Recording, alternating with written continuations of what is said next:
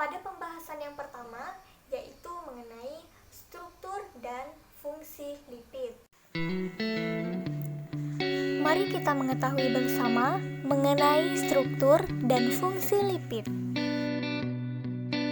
Lipid adalah segolongan senyawa yang relatif tidak larut dalam air, tetapi larut dalam pelarut nonpolar seperti ether, alkohol, dan benzen. Macam-macam lipid yaitu ada triasilgliserol atau TAG, kolesterol, fosfolipid, dan steroid. Lipid memiliki fungsi sebagai sumber energi, cadangan penghasil energi, sebagai hormon, sebagai pelarut beberapa vitamin seperti vitamin A, vitamin D, vitamin E, dan vitamin K, sebagai isolator panas, dan pelindung organ penting. Lipid terbagi menjadi dua jenis, yaitu ada lipid nabati dan lipid hewani. Lipid nabati adalah lemak yang dikandung oleh tumbuh-tumbuhan, seperti alpukat, durian, dan lain sebagainya. Nah, lipid nabati ini cenderung berbentuk cair ketika di suhu kamar. Sedangkan lipid hewani adalah lipid yang dikandung oleh hewan, seperti daging, kemudian telur, dan ikan misalkan. Nah, lipid hewani ini berbentuk padat ketika di suhu kamar.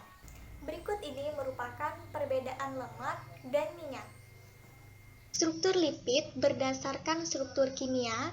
Lipid adalah ester gliserida dengan jumlah atom H lebih dari 10 yang terbentuk dari asam lemak dan gliserol. Struktur asam lemak dan gliserol pada senyawa lipid adalah sebagai berikut.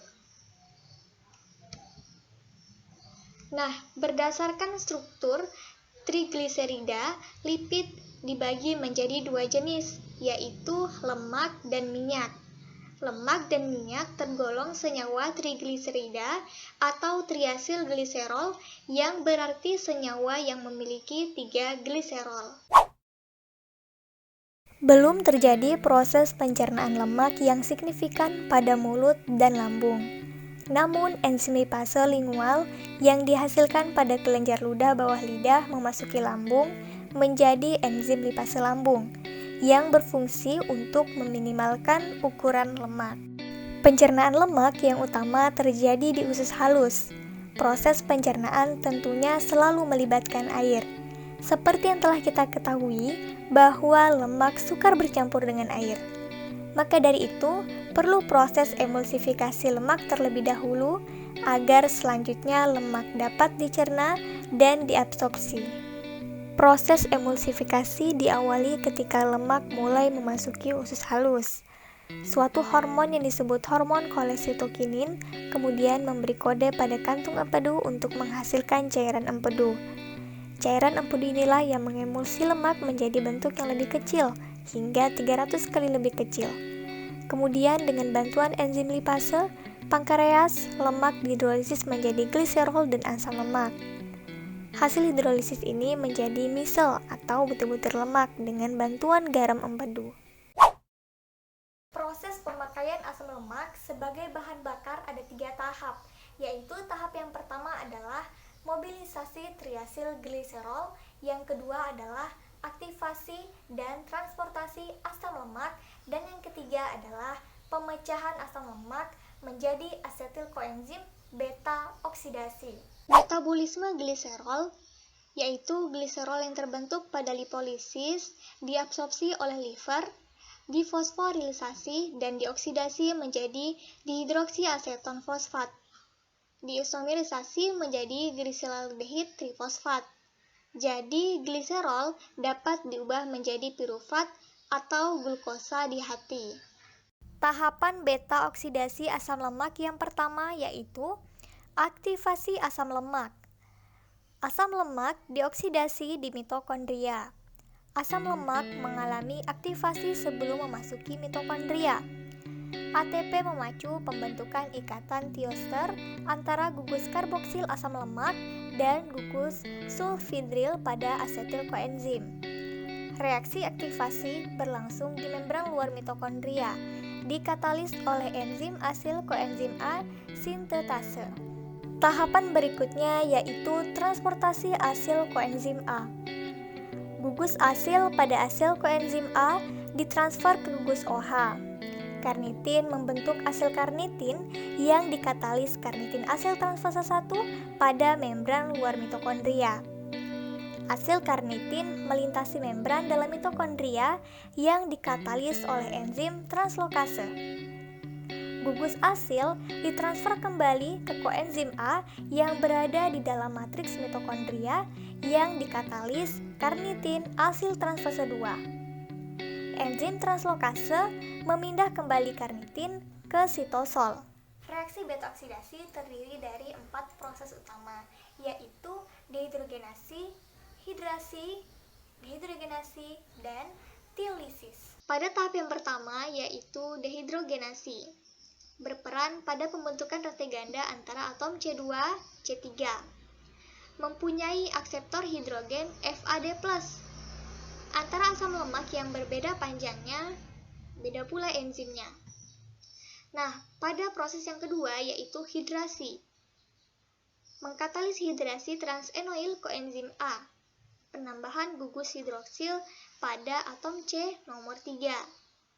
Nah, enzim bersifat stereospesifik dan menghasilkan 3L hidroksiasil koenzim A.